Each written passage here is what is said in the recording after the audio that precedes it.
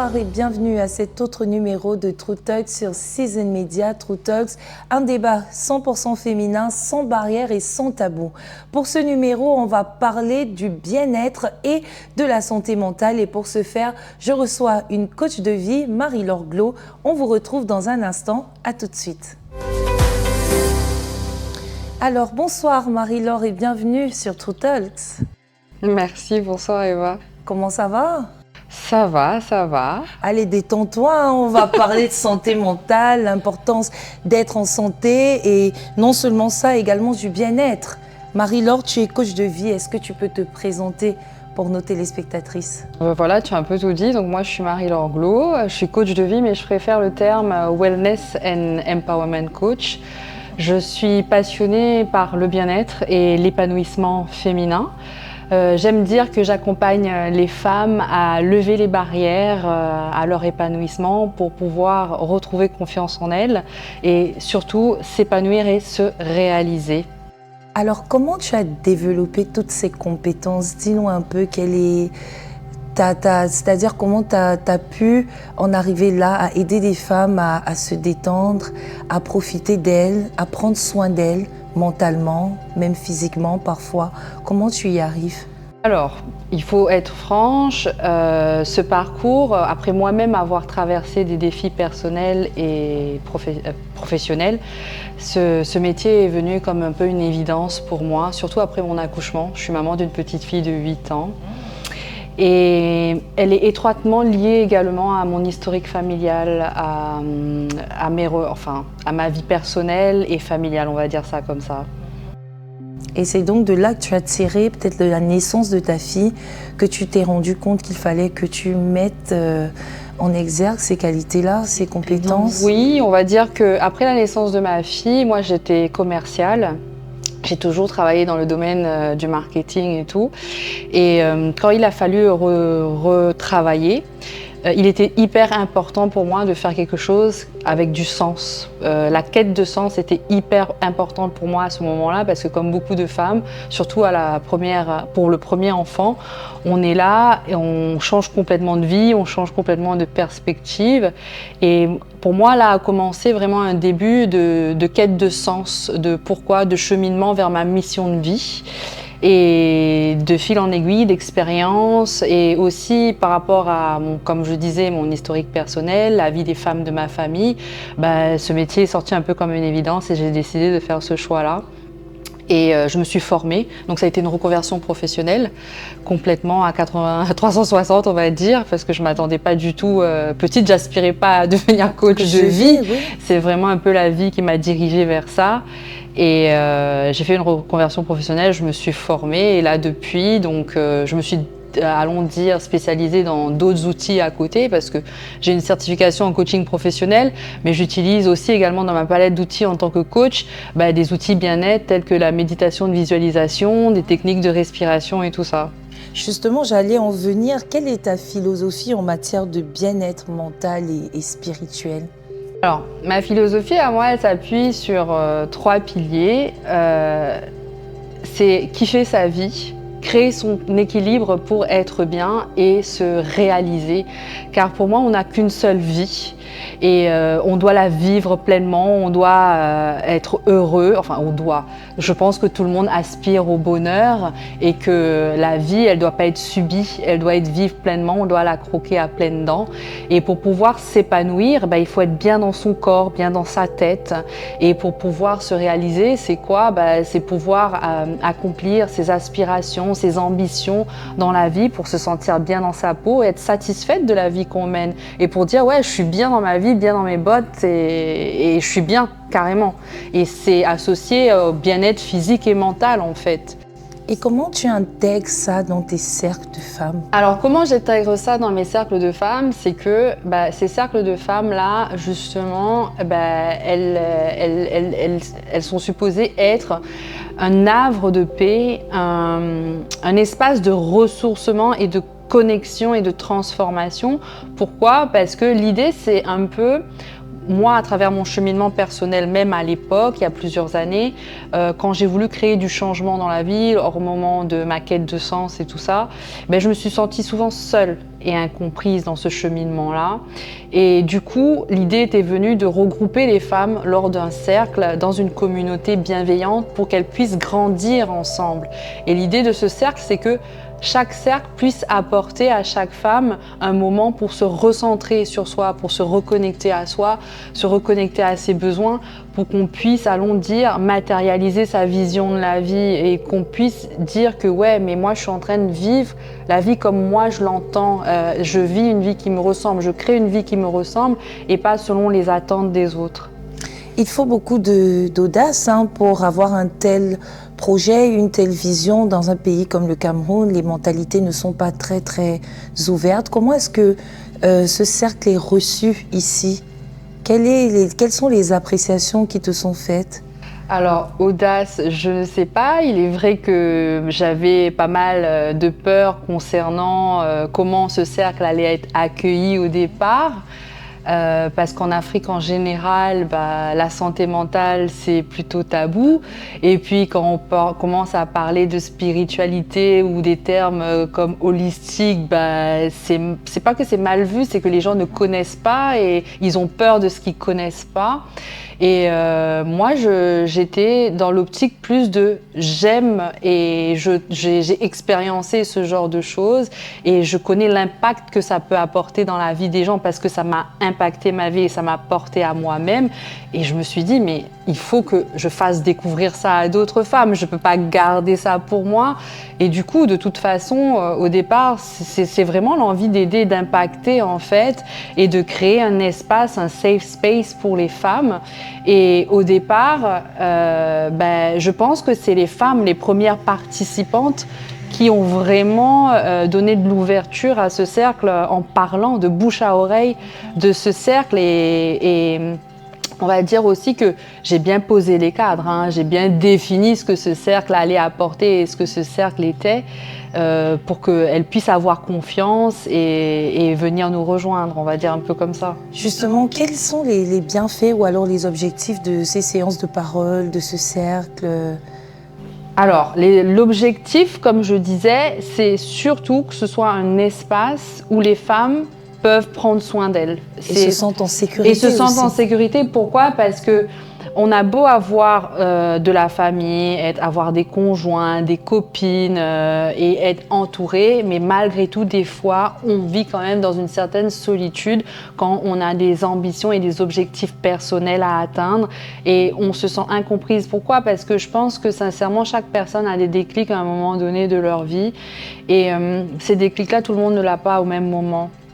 Et toi, quand tu as ce déclic-là et que tu es dans cette posture de vouloir apporter de l'amélioration dans ta vie ou créer du changement, surtout centraliser bien-être mental, où beaucoup de personnes ne comprennent pas parce qu'ils se disent « mais tu as tout pour être heureuse, pourquoi tu ne l'es pas ?» Parce qu'ils voient que la première image, le matériel, ils pensent que tu devrais te satisfaire de ça, alors que l'être humain a d'autres besoins qui doivent être assouvis pour qu'il se sente bien. Et l'objectif est vraiment que de regrouper les femmes qui partagent les mêmes ambitions, les mêmes aspirations, la valeur du bien-être, elles se retrouvent au même endroit pour évoluer ensemble, pour grandir ensemble, vraiment dans un esprit de communauté, de sororité, communion. Oui, en communion, parce qu'il y a vraiment, on tisse des liens extraordinaires à travers ces cercles et nous sommes souvent, on se rend compte que nos histoires sont interconnectées et nous sommes les miroirs des unes et des autres. Et ça nous permet en fait d'avoir d'autres perspectives, de se sentir moins seul et surtout d'évoluer ensemble. C'est vraiment cette connexion et cette magie d'évolution en communauté, allons dire, que je recherche ou que je prône à travers ces cercles. Justement, tu as évoqué un terme tout à l'heure, holistique. Ouais. Marie-Laure, c'est quoi une approche holistique? Alors, une approche holistique, c'est, comment expliquer ça de façon assez Simple, hein, simple. terre à terre, très C'est ça. simple. On va dire que ça comprend, le bien-être holistique comprend le bien-être sous plusieurs formes, dans sa façon holistique, c'est-à-dire dans l'être humain dans sa globalité, pas que sur sa forme physique, mais aussi sur sa forme émotionnelle, son âme, son corps et son esprit. Donc c'est le terme holistique représente cette globalité-là de la santé, on va dire comme ça. Et par exemple, si quelqu'un vient avec une problématique de gestion du stress dans sa vie, on va pas juste voir la partie ok, on donne des astuces de relaxation. Non, on va aussi analyser son environnement, ses émotions, son passé, ses croyances. Donc l'être dans toute sa globalité. Alors, et quels sont les bénéfices de cette pratique? Les bénéfices, c'est surtout que c'est quelque chose de sur mesure, parce que nous sommes tous uniques. Oui. Et donc qui fait que ça propose un accompagnement sur mesure par rapport à la personne, par rapport à ses besoins. C'est surtout ça. Et puis ça agit aussi surtout en prévention, on va dire comme ça. Tout à l'heure, tu as parlé des différentes techniques que tu utilises pour apaiser, pour aider les personnes à se sentir bien. En dehors des formules holistiques, si je vais dire ça comme ça, quelles sont tes autres méthodes? Alors, déjà, quand tu es formé en tant que coach, tu es formé à une palette d'outils. Moi, j'ai une certification en coaching professionnel. Okay. Après, chaque coach détermine la spécificité qu'il veut faire, sa spécialité, vers quoi il veut se tourner. Moi, mon dada, c'est le bien-être. Et c'est pour ça que j'ai décidé plus d'aller de l'avant avec des outils tels que la méditation de visualisation, les techniques de respiration. Mais après, en termes d'outils, il y a énormément d'outils. Quand tu es formé au coaching, en tant que coach, tu es supposé avoir quand même un éventail d'outils pour pouvoir accompagner tes clients. Et moi, du coup, en support de ça, je viens rajouter des outils bien-être en fait. Alors, si moi, j'ai envie de rejoindre ton cercle, et qu'est-ce qui va me pousser à me dire, ok, je peux aller m'ouvrir, parler, je peux me sentir en sécurité autour de toutes ces dames, autour de Marie-Laure? Comment est-ce que tu rassures tes patientes ou tes clientes? Alors, patiente non, cliente oui. D'accord. Et surtout pour les cercles, j'aime dire mes jolies fleurs, les participantes, qui est encore autre chose qu'en séance de coaching, parce que nos cercles ne sont pas des séances de coaching groupées, je propose pas de coaching individuel lors de ces cercles-là. Donc c'est vraiment un événement à part entière. Et comment je les rassure? J'ai envie de raconter que beaucoup d'entre elles, au début, celles qui ne connaissaient pas, parce qu'au départ, celles qui ont découvert le cercle, c'est surtout les premières clientes des retraites que j'ai organisées, parce que moi j'ai organisé des retraites bien-être ici l'année dernière. Et du coup, c'est ces premières clientes-là qui ont parlé de moi à d'autres et qui ont amené d'autres clientes au cercle. Et déjà, en tant que coach, il faut qu'on sache cadrer, on est formé à cadrer les accompagnements qu'on réalise. Et bien sûr, moi, j'établis des règles de respect et de confidentialité pour que chacune puisse se sentir libre de s'exprimer. Et après, il y a la magie aussi qui opère. Au départ, beaucoup de femmes, elles viennent pour la nouveauté, elles viennent pour la curiosité, elles ne savent pas trop à quoi s'attendre parce que cercle de femmes, ça veut tout et rien dire. Et une fois qu'elles sont là, elles sont dans l'observation. Et je pense que si je suis un coach et que j'ai bien fait mon travail, c'est là où vraiment la personne, elle se sent en sécurité pour se délivrer. Et comment les rassurer? Donc, à part les règles de confidentialité, le pacte qu'on a entre nous, je pense que c'est vraiment un ressenti. Tout se passe au niveau ressenti. Tu arrives, tu observes, tu expériences et tu réalises que non, c'est des gens bienveillants qui sont autour de toi et que tu peux te délivrer. Justement, moi, je suis venue à tes cercles par curiosité, à un des cercles que tu as organisé. Et je voulais savoir comment tu gères les émotions. Il y avait beaucoup d'émotions ce jour. La thématique, tu me rappelles, je pense que c'était sur les blessures émotionnelles. Et on a beaucoup discuté, on s'est beaucoup ouverte, j'ai adoré, mais je me suis demandé après, mais comment Marie-Laure, quand elle rentre, avec toutes ces histoires qu'elle entend et tout, est-ce qu'elle-même, comment elle gère d'avoir tous ces problèmes, tout, enfin, comment j'encaisse tout ça, on va dire comme ça. Ben, les outils que je préconise, que je conseille aux autres, ben, je me les applique à moi-même déjà pour commencer. Et puis ben, dans notre formation en tant que coach, on est formé aussi pour ça, pour pouvoir accueillir toutes ces émotions que nos clients vont nous transmettre et tout, et pour pouvoir se protéger. C'est tout à fait normal. Si tu es une coach formée, en temps normal, tu es formé à ces outils-là. Et pour la gestion sur place, comme moi, je promouvois l'écoute active, je préconise aussi ça au sein de nos cercles. Les filles, entre elles, elles savent très bien qu'elles doivent respecter et écouter tout le monde. Et je pense que so far, so good, jusqu'à présent, on a été inondés de personnes bienveillantes qui partagent les mêmes valeurs, qui étaient hyper connectées aux messages que je transportais, j'ai envie de dire ça comme ça, et ça s'est plutôt très très bien passé. Toi-même, tu dis, tu étais là. D'ailleurs, pour ce cercle-là, c'était l'un des cercles les plus intenses, on va dire, qui a eu lieu jusqu'à présent. Et il y a eu une libération émotionnelle que moi-même, je ne m'attendais pas. Parce que je pense que tout le monde, à un moment donné, se sont connectés entre elles, les liens se sont tissés et elles se sont senties appartenir à ce cercle-là. Elles se sont senties bien et c'est ça qui a permis de libérer la parole, de libérer et être un lieu où on peut venir déposer ses fardeaux et déverser les choses qu'on ne peut plus porter, quoi. Comment tu fais ta promotion en dehors du bouche à oreille de celles qui ont déjà participé? Comment faire pour rejoindre ton cercle?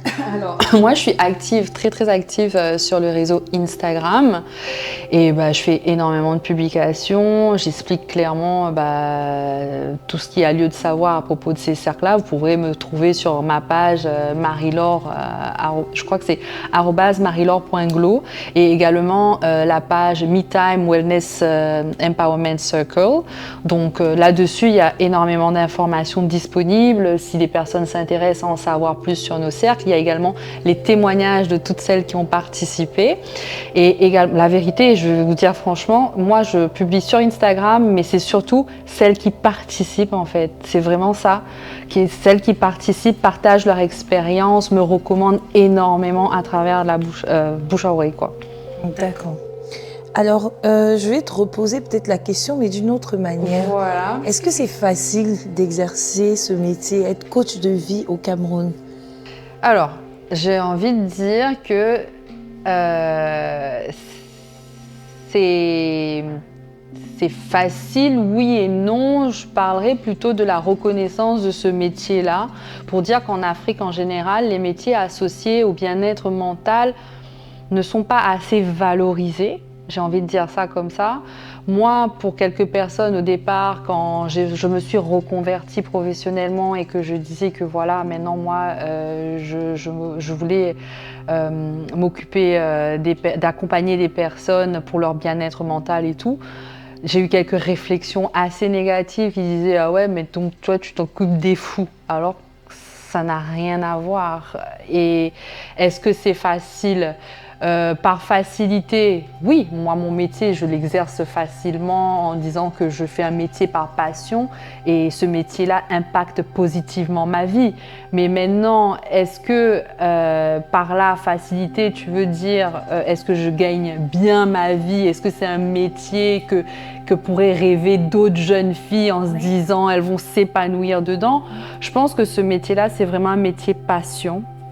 C'est un métier qui mérite du sens, c'est-à-dire que c'est pas du jour au lendemain, tu choisis un métier comme ça, c'est vraiment, il y a une recherche avant de pouvoir choisir un métier pareil. Et peut-être une autre reformulation, mais pour moi c'est ça, j'ai envie de dire c'est facile, mais en même temps, facile sous quelle forme? C'est quoi la partie facile que tu veux dire? Non, même d'intégrer dans les mentalités des gens que c'est nécessaire d'un moment à l'autre de se déconnecter un peu, de se retrouver, de discuter entre femmes, de s'ouvrir, de parler, de penser à soi, surtout pour ces mamans soit célibataires ou alors des mamans même en couple. Oui. Est-ce qu'elles accueillent bien ce cercle? Oui. Est-ce que tu as facilement eu beaucoup d'adhésion? Est-ce que c'était vraiment dans ce sens? Et puis, quand on entend des termes comme holistique, certains ici au Cameroun, on va te dire, ah, c'est les choses des Blancs. Oui. Est-ce que en réalité, tu penses que ça commence à faire écho après 1 an et demi? Oui, c'est ça, à peu près 1 an et demi depuis que j'ai commencé les retraites bien-être et que 4 mois depuis le cercle des femmes. Ah, oui. Oui, aux premières publications, j'ai eu quelques commentaires quand même qui m'est resté un peu dans la gorge. Vos trucs de blanc, donc voilà. Effectivement. Pourtant déjà de je suis pas blanche pour commencer. Et du coup, ça m'a beaucoup surpris, cette mentalité qui est encore présente, mais elle est un peu partout, même à l'île Maurice où je viens. Je pense que voilà, la santé mentale est sous-valorisée, j'ai envie de dire ça comme ça. Par contre, oui, il y a des besoins. Plus je fais, plus je me rends compte qu'il y a énormément de besoins et que c'est un produit attendu. J'ai eu beaucoup de demandes de personnes qui arrivent de Yaoundé et qui ne peuvent pas malheureusement se déplacer. Il y en a beaucoup quand même qui se déplacent, qui viennent.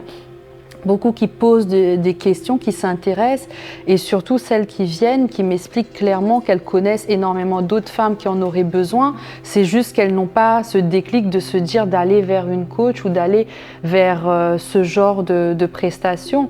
Et comme je disais, mes premières clientes même, elles m'ont fait des témoignages qu'au début, jamais elles pensaient avoir recours à ce genre d'accompagnement et pourtant elles reviennent. J'ai énormément de personnes qui reviennent à mes retraites, qui reviennent à mes cercles et qu'elles me disent qu'au départ, elles étaient hyper sceptiques et qu'elles ne pensaient pas qu'elles allaient adhérer à ce point. Et je pense quand même qu'il y a une ouverture, même malgré tout, l'Afrique en général s'ouvre aux besoins du bien-être, de la santé mentale. Parce qu'on en a besoin, la santé mentale, c'est la santé. Et la santé physique et la santé mentale sont liées, donc moi je pense qu'à un moment donné, c'est juste que tu as le déclic, tu souffres tellement que tu comprends que tu ne peux pas faire autrement, quoi. Est-ce que être coach de vie, ça demande des formations continuelles ou alors c'est bon, tu es formé, tu es coach de vie, il n'y a plus d'autres formations à faire pour continuer à exercer ce métier? Déjà, en tant que coach, tu dois continuellement te faire accompagner toi-même par tes coachs. Nous, coachs, on a aussi nos coachs. Ok, ça pour commencer. Et la formation, le vouloir de se former appartient à propre chacun, j'ai envie de dire. Et on n'a jamais fini d'apprendre, surtout en matière de comportement humain, de psychologie et tout ça. Et moi, c'est des sujets qui m'intéressent énormément. Donc moi, personnellement, je continue à me former et surtout à de plus en plus d'outils bien-être pour la mise en pratique sur tout ça. Est-ce que tu as des futurs projets que tu aimerais partager avec nous après le cercle? Qu'est-ce qui arrive? Qu'est-ce que Marie-Laure nous prépare encore? Alors cette année, malheureusement, je n'ai pas encore pu mettre en place la journée de retraite bien-être parce qu'il y en a eu deux éditions en 2023 et pour l'année 2024, il n'y en a pas encore eu lieu. Donc j'espère que ça va pouvoir se matérialiser d'ici la fin d'année. Surtout que cette fois-ci, les filles en demandent encore plus, c'est-à-dire elles ne veulent plus que ce soit qu'une journée. Elle voudrait que ce soit sur 3 jours et que ce soit un dépaysement total. Donc là, on est dans la recherche de quelque chose, d'un lieu et d'une expérience encore plus profonde. Voilà. Et moi, personnellement, comme je disais, je continue à me former et je voudrais apporter d'autres outils à ma palette qui est déjà conséquent. Et du coup, ça, j'en parlerai un petit peu plus tard. Donc, stay tuned. C'est prévu en tout cas. Suivez-la sur ses réseaux, stay tuned. Oui. C'est prévu, mais j'en dirai un peu plus tard à ce niveau-là. Après, d'autres projets également, c'est vrai qu'il y a les ateliers de coaching groupés qui vont se mettre en place. Parce que moi, jusqu'à présent, j'ai fait des ateliers de coaching groupés en ligne via Zoom. Je l'ai fait à l'international avec des personnes un peu partout dans le monde. Et là, mes clientes me demandent de le faire en présentiel ici au Cameroun. Et du coup, ça, je vais le mettre en place prochainement, les ateliers de coaching groupés. D'accord, super. Donc, la dernière question, Marie-Laure, est-ce que tu as un message particulier à faire passer aux femmes camerounaises, à celles qui nous écoutent sur notre web TV ou alors à la radio? Est-ce que tu as quelque chose à leur dire pour les encourager à prendre beaucoup plus soin d'elles, à se rapprocher peut-être de ce cercle, trouver du réconfort auprès de toi en tant que coach de vie? Quel est le message que tu souhaiterais faire passer? Alors moi, mon message, ce serait plus de dire que vous n'êtes pas seul, parce que souvent, c'est le mot qui revient. On se sent seul. On se sent seul dans son désarroi, ou sinon on a un mal-être et on pose juste un pansement dessus, on dit que non, ça va aller, on fait passer beaucoup d'autres choses avant sa santé mentale. Et moi je dirais que de toute façon à un moment donné la vie nous rattrape, ce qui doit arriver arrive. Et surtout, n'hésitez pas à demander à vous faire accompagner, parce que ce n'est pas un acte de faiblesse de demander de l'aide. C'est justement un acte de force de se dire « Ok, ça ne va pas, ok, changeons cela ». Et apporter du changement dans sa vie, ça demande énormément de courage. Ça demande énormément de courage de vouloir créer du changement et de mettre les choses en place, de décider, ok, moi je veux plus ça, je veux ça, maintenant je veux plus une vie qui me ressemble, je veux faire ça, et de le mettre en place, ça demande du courage. Et pendant ce cheminement-là, c'est là où on se sent seul. Et j'ai envie de vous dire que vous n'êtes pas seul. Osez. Osez vouloir vivre la vie que vous avez envie de vivre, car vous méritez d'être heureuse, vous méritez de vous sentir bien dans votre peau. On n'a qu'une vie, on n'est pas là pour la subir, on est là pour la vivre pleinement. Message très très poignant, hein? Merci Marie-Laure et merci d'avoir accepté cette émission. Merci beaucoup à toi. Alors, chères téléspectatrices, c'était True Talks, votre émission 100% féminine, sans barrière et sans tabou sur Season Media. Restez connectés et surtout abonnez-vous sur toutes nos pages, vous n'allez pas le regretter. Un contenu innovant, créatif et mené par une équipe dynamique. Excellente suite des programmes et bonne soirée. Au revoir.